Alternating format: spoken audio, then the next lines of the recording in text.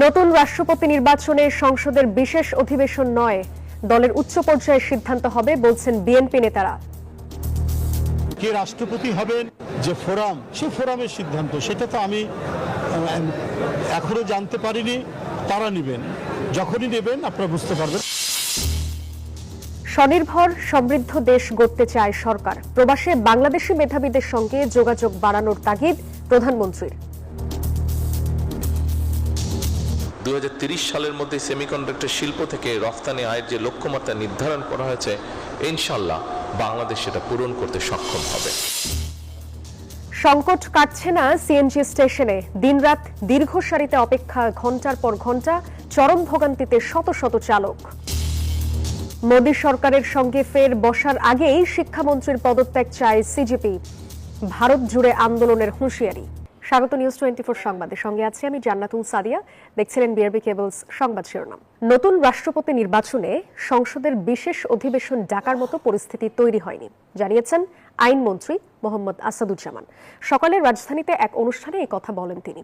বলেন, সদ্য বিদায়ী রাষ্ট্রপতি মোহাম্মদ শাহাবুদ্দিনের বিরুদ্ধে ওঠা বিভিন্ন অভিযোগের পেছনে কি উদ্দেশ্য রয়েছে তা যাচাই করে দেখা হবে। এদিকে চিফ প্রসিকিউটর আমিনুল ইসলাম বলেন, শাপলা চত্বরে হত্যাকাণ্ডের বিচার শুরু হবে সোমবার।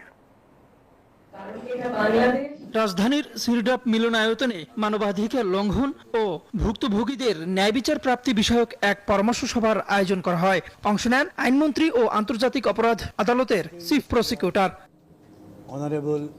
অনুষ্ঠানে উঠে আসে সমসাময়িক নানান প্রসঙ্গ। চিফ প্রসিকিউটর জানান, শাপলা চত্বর হত্যাকাণ্ডের বিচার শুরু হতে চলেছে।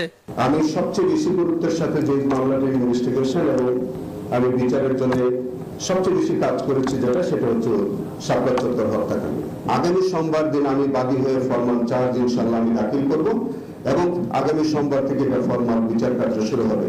অনুষ্ঠানের বাইরে সদ্য বিদায় রাষ্ট্রপতিকে নিয়ে সাংবাদিকদের নানান প্রশ্নের জবাব দেন আইনমন্ত্রী। বলেন, নতুন রাষ্ট্রপতি নির্বাচন করতে হাতে আছে 90 দিন। রাষ্ট্রপতির পদত্যাগের 90 দিনের মধ্যে নতুন রাষ্ট্রপতি নির্বাচন করতে হবে। গতকাল 24শে জুলাই ছিল। 24শে জুলাই, আগস্ট, সেপ্টেম্বর, অক্টোবর, 24শে অক্টোবর পর্যন্ত আমাদের হাতে সময় আছে। সুতরাং বিশেষ অধিবেশন ডাকার মতো কোনো পরিস্থিতি এখন তৈরি হয়নি। যেহেতু 60 দিনের মধ্যে আমাদের 15 জুলাই থেকে 60 দিনের মধ্যে আমাদের পরবর্তী অধিবেশন হওয়ার কথা সাংবিধানিকভাবে, আশা করি সেই অধিবেশনেই এটা নিষ্পত্তি করা সম্ভব হবে। শাহাবুদ্দিনের বিরুদ্ধে নানা অভিযোগের ইস্যুতেও কথা বলেন আইনমন্ত্রী। জানান, বিষয়টি যাচাই করে দেখা হবে। আমরা যাচাই বাছাই করে দেখব, সময় হলে দেখব। এমনি হওয়ার সুযোগ আছে কি? এইটা যারা করেছেন, কি উদ্দেশ্যে করেছেন, তাদের উদ্দেশ্য কি, সৎ উদ্দেশ্য না অসৎ উদ্দেশ্য, এগুলো দেখি। বিচারিক আদালতে রাষ্ট্রপতি থাকা অবস্থায় একটি মামলা হয়েছে শাহাবুদ্দিনের বিরুদ্ধে। এ বিষয়ে এখনই কোনো মন্তব্য নয়, জানান আইনমন্ত্রী। যখন ব্যাখ্যার প্রয়োজন আসবে তখন ব্যাখ্যা দেওয়া হবে। তাওহিদুল ইসলাম, নিউজ 24, ঢাকা। আগামী রাষ্ট্রপতি কে হবেন তা আলোচনা করে সিদ্ধান্ত নেওয়া হবে, জানিয়েছেন স্থানীয় সরকার মন্ত্রী মির্জা ফখরুল ইসলাম আলমগীর। সকালে বগুড়ায় পল্লী উন্নয়ন একাডেমির মিলনায়তন হলে 36তম বার্ষিক পরিকল্পনা সম্মেলন শেষে সাংবাদিকদের প্রশ্নের উত্তরে তিনি এই কথা জানান। 17 বছর ধরে আওয়ামী লীগের কাগজে কলমে অর্থ লোপাটের অভিযোগ তুলে ধরেন তিনি। গবেষণার জন্য আরো বেশি অর্থ বরাদ্দ দেয়া হবে বলেও জানান মির্জা ফখরুল।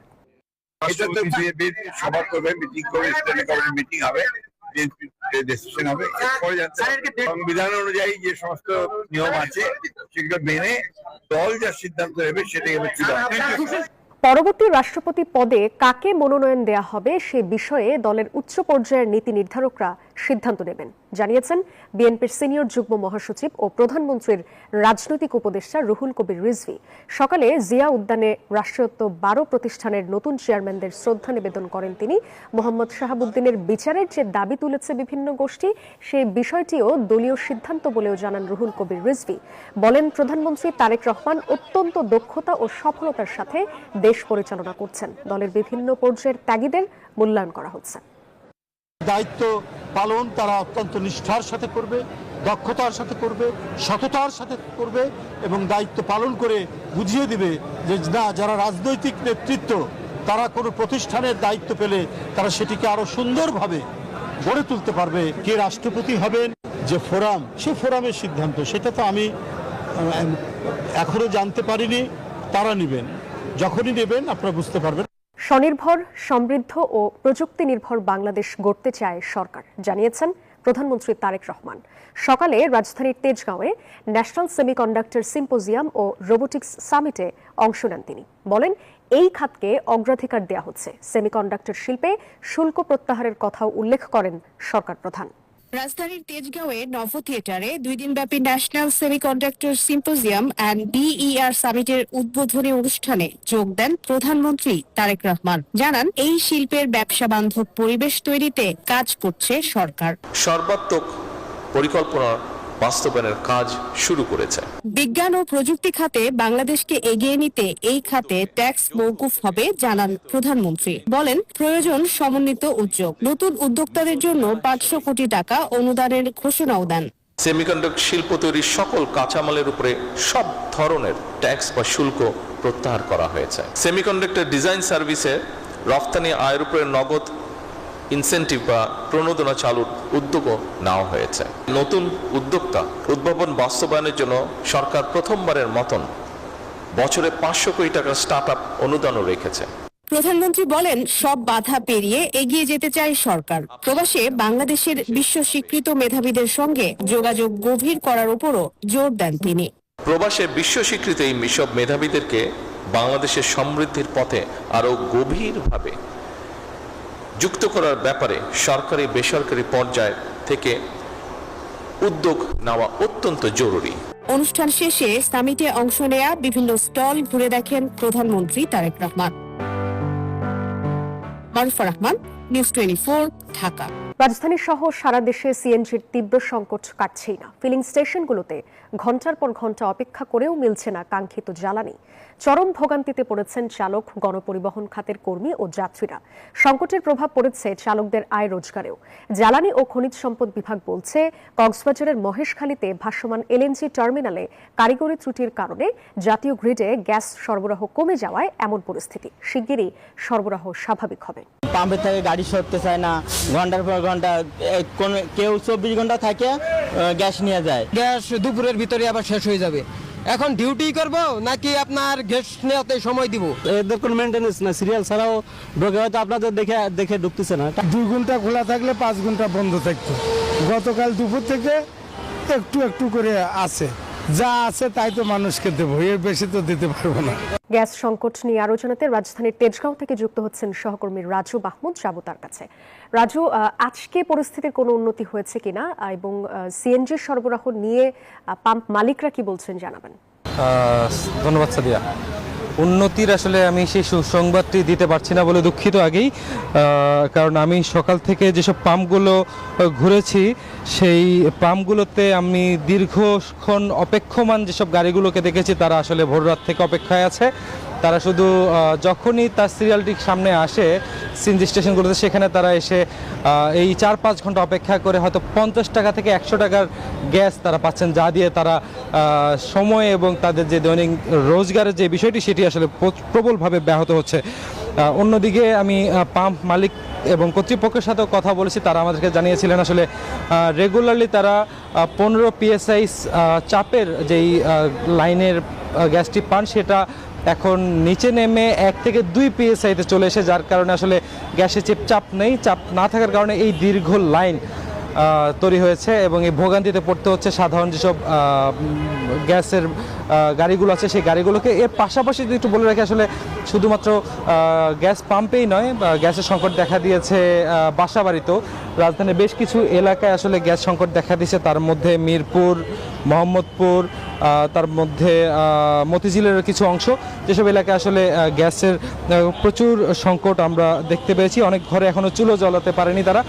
এই বিষয়গুলো যদি সহসা নিয়ন্ত্রণে না আসে, সহসা সমাধান না হয়, সেক্ষেত্রে ভোগান্তি আরও বাড়তে পারে বলে আশঙ্কা করছেন এই সংশ্লিষ্ট সকলেই। এর প্রভাব আসলে গণপরিবহনেও পড়বে বলে আশঙ্কা দেখা দিচ্ছে প্রবলভাবে। সাদি, আমার কাছে আসলে এখন পর্যন্ত এই ছিল সর্বশেষ। রাজু, ধন্যবাদ আপনাকে। সরকারের সঙ্গে তৃতীয় দফা বৈঠকের আগেই ভারতের কেন্দ্রীয় শিক্ষামন্ত্রী ধর্মেন্দ্র প্রধানের পদত্যাগ চায় ককরোচ জনতা পার্টি সিজেপি। দাবি আদায় না হলে দেশজুড়ে বড় আন্দোলনের হুঁশিয়ারি দিয়েছে তারা, যা রুখে দিতে অন্য রাজ্য থেকেও আইন শৃঙ্খলা বাহিনী মোতায়েনের নির্দেশনা দেওয়া হয়েছে। এদিকে পশ্চিমবঙ্গ সহ বেশ কিছু রাজ্যেও বিক্ষোভে নেমেছে ছাত্র জনতা। ধর্মেন্দ্র প্রধানের পদত্যাগ দাবিতে শিক্ষার্থীদের আন্দোলন অব্যাহত রয়েছে। দিল্লির যন্তর মন্তরে আন্দোলনকারীদের স্লোগান উত্তাপ ছড়াচ্ছে গোটা ভারতে। পুলিশি নির্যাতন, সরকারের মনস্তাত্ত্বিক চাপ উপেক্ষা করেই এই আন্দোলন এখন ছড়িয়ে পড়েছে পশ্চিমবঙ্গ, বিহার, পুনে সহ বিভিন্ন রাজ্যে। চলবে কেন্দ্রীয় শিক্ষামন্ত্রী ধর্মেন্দ্র প্রধান পদত্যাগ না করা পর্যন্ত। সরকারের সঙ্গে তৃতীয় দফা আলোচনার কয়েক ঘন্টা আগে বিষয়টি স্পষ্ট করেছে ককরোচ জনতা পার্টি সিজেপি। আমাদের দাবি স্পষ্ট, পদত্যাগ ছাড়া শিক্ষামন্ত্রীর কাছে বিকল্প নেই। আমরাও আন্দোলন ছাড়ব না। বিক্ষোভ দমনে যন্তর মন্তরে নিরাপত্তা জোরদারে বসানো হয়েছে ব্যারিকেড, মোতায়েন করা হয়েছে অতিরিক্ত 10 কোম্পানি সিআরপিএফ বাহিনী। আন্দোলনের নতুন মাত্রা যুক্ত করেছে শিবসেনা। পিছিয়ে নেই সরকার বিরোধী কংগ্রেস, সমাজবাদীর মতো দলগুলো।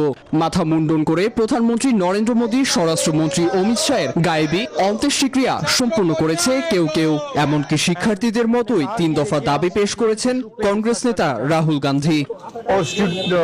ধর্মেন্দ্র প্রধানকে হটালেও সমাধান হবে না, প্রয়োজন সংস্কার। ছাত্রদের উপর নির্যাতনের জন্য প্রধানমন্ত্রীকে ক্ষমা চাইতে হবে। এদিকে শিক্ষার্থীদের উপর নির্যাতনের প্রতিবাদে পশ্চিমবঙ্গেও বিক্ষোভ মিছিল করেছে সাধারণ মানুষ। এতে সাবেক মুখ্যমন্ত্রী মমতা বন্দ্যোপাধ্যায়ও সামিল হবেন বলে গুঞ্জন চলছে। নীরব দাস, নিউজ 24। ব্যস্ত রাজধানীর ঝলমলে জীবনের আড়ালেই রয়েছে আরেকটি ঢাকা, যেখানে হাজারো ছিন্নমূল মানুষের রাত কাটে ফুটপাতে, খোলা আকাশের নিচে অথবা ফুটওভার ব্রিজে। জীবিকার সন্ধানে শহরে এলেও অনেকের ভাগ্যেই জোটেনি মাথা গোঁজার ঠাঁই। নদী ভাঙনে সর্বস্ব হারিয়ে অনেকেই হয়েছেন একই পথের যাত্রী। তাদের জীবন সংগ্রাম তুলে ধরছেন সহকর্মী রাশিদুল ইসলাম। মাথা গোজার ঠাঁই নাই, তবুও 4 বছরের আনিশা আর 11 বছরের ইয়ামিনকে নিয়েই যেন স্বপ্ন বুনে যাচ্ছেন সাথী আক্তার। এই 2 সন্তান আর স্বামীকে নিয়ে কোনো রকম দিন পার করলেও রাত কাটে ফুটপাতেই। অভাবের সংসার, তাই 11 বছরের ইয়ামিনকে কাজে দিতে মন স্থির করেছেন তার মা। এদিকে যে কোনো মূল্যে আনিশাকে পড়ালেখা করানোর কথাও জানান তিনি। এটি যেন তার সব থেকে বড় স্বপ্ন। আমার মেয়ের এমনি স্বপ্ন দেখি, আমার মেয়েটার যদি একটু ভালো মতো পড়বার পারতাম, বাকি ভালো জায়গায় করে পারতাম, তাহলে কিন্তু আমার খুব শান্তি লাগতো। আমার জীবনের আশা এইটাই, আর কোনো আশা নেই। সাথী আক্তারের মতোই রাজধানীর ফুটপাত, মেট্রো স্টেশন কিংবা ফুটওভার ব্রিজ, এসব জায়গায় অনেক মানুষের কাছে এখন স্থায়ী ঠিকানা। কেউ দিনমজুর, কেউ ভিক্ষাবৃত্তি করেন, আবার কেউ ছোটখাটো কাজ করে কোনো মতো জীবিকা নির্বাহ করেন। কিন্তু দিনের শেষে আশ্রয় বলতে ফুটপাতি। বেশি অংশ না খাই থাকে, আমার একই অবস্থা। ঠিক আছে, কিছু কেউ জন আছে, কেউ মনে করেন যে বউ লইয়াও থাকে, কিন্তু কেউ বাড়ি ঘর নাই। বর্ষা, শীত কিংবা তীব্র গরম, প্রকৃতির সব প্রতিকূলতার মধ্যেই চলছে তাদের জীবন। নিরাপদ বাসস্থান, বিশুদ্ধ পানি, স্বাস্থ্যসেবা কিংবা শিশুদের শিক্ষা, সবকিছুরই অভাব রয়েছে তাদের জীবনে। এক মুঠো খাবার আর একটু মাথা গোজার ঠাঁইয়ের আশা সরকার এবং বিত্তশালীদের কাছে। বাড়ি তো নদী ভেঙে নিয়েছে, বাড়ি ঘরে যাওয়ার কোনো প্লেস নেই। বিনা তেলে কোনোদিন কেউ পিছিয়ে আগে না।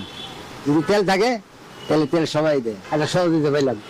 দেখ আর কিছু না, রিক্সা চালাই, যাই কিছু করি, একটা দিনে জালপত্র খায় কষ্ট করলাম। এদিকে তাদের জীবনযাত্রা দেখে অভ্যস্ত এমন মানুষও তাদের জন্য সরকারের সুদৃষ্টির আহ্বান জানান। নিরাপদ আশ্রয় ও টেকসই পুনর্বাসনের অপেক্ষায় প্রতিদিনই নতুন দিনের স্বপ্ন দেখেন এই ছিন্নমূল মানুষেরা। রাশিদুল ইসলাম, নিউজ 24, ঢাকা। জামালপুরের মাদারগঞ্জে একজন শিক্ষক দিয়েই চলছে একটি সরকারি প্রাথমিক বিদ্যালয়। অনুমোদিত 6টি পদের 5টি ফাঁকা থাকায় একাই ঘন্টা বাজানো, ক্লাস নেওয়া থেকে শুরু করে সব দাপ্তরিক কাজ সামলাচ্ছেন প্রধান শিক্ষক। ফলে ব্যাহত হচ্ছে শিক্ষার স্বাভাবিক পরিবেশ, অনিয়মিত হয়ে পড়ছে শিক্ষার্থীরাও। দ্রুতই সেখানে নতুন শিক্ষক পদায়নের আশ্বাস দিয়েছে প্রশাসন। মুত্তাসিম বিল্লার পাঠানো তথ্য ছবিতে ডেস্ক রিপোর্ট। জামালপুরের মাদারগঞ্জ উপজেলার 72 নম্বর পশ্চিম চর নাংলা সরকারি প্রাথমিক বিদ্যালয়। প্রাক প্রাথমিক থেকে 5ম শ্রেণী পর্যন্ত বিদ্যালয়টিতে শিক্ষার্থী রয়েছে 70 জন, কিন্তু তাদের পাঠদানের জন্য রয়েছেন মাত্র একজন শিক্ষক। তিনি বিদ্যালয়ের প্রধান শিক্ষক। বিদ্যালয়ের তালা খোলা, জাতীয় পতাকা উত্তোলন, ঘণ্টা বাজানো থেকে শুরু করে পাঠদান ও প্রশাসনিক কাজ সবই একাই সামলাচ্ছেন প্রধান শিক্ষক। দাপ্তরিক কাজে উপজেলা সদরে যেতে হলে সেদিন বিদ্যালয়ের পাঠদান কার্যক্রম বন্ধ থাকে। চলতি বছরের 15 জানুয়ারি থেকে এভাবেই চলছে বিদ্যালয়টি। স্থানীয়দের দাবি, শিক্ষার স্বাভাবিক পরিবেশ ফিরিয়ে আনতে দ্রুত শিক্ষক সংকট দূর করে প্রয়োজনীয় শিক্ষক নিয়োগ দিতে হবে। স্কুলের খুবই সংকট, মাস্টারের পোলাপান যা লেখাপড়া করতেছে হয় না ঠিক মতো। বর্তমানে একটা মাস্টার লেখাপড়া হয় না। শিক্ষা মন্ত্রণালয়ের কাছে যে তাড়াতাড়ি হতে পারে আমাদের শিক্ষক যারা স্কুলে নিয়োগ দেয়। প্রধান শিক্ষক জানান, শিক্ষক সংকট নিরসনে উপজেলা প্রাথমিক শিক্ষা কর্মকর্তার কাছে একাধিকবার আবেদন করা হলেও এখনো কার্যকর কোনো ব্যবস্থা নেওয়া হয়নি। আমি প্রয়োজনীয় শিক্ষা দান দিতে পারছেন, সরকার যদি উদ্যোগ কর্তৃপক্ষ যদি এর সুব্যবস্থা করে স্কুলটার টান ফিরে আসবে বলে আমি আশা করি। তবে দ্রুত সময়ের মধ্যে বিদ্যালয়টিতে আরো শিক্ষক পদায়নের ব্যবস্থা করা হবে বলে জানিয়েছেন উপজেলা সহকারী প্রাথমিক শিক্ষা কর্মকর্তা।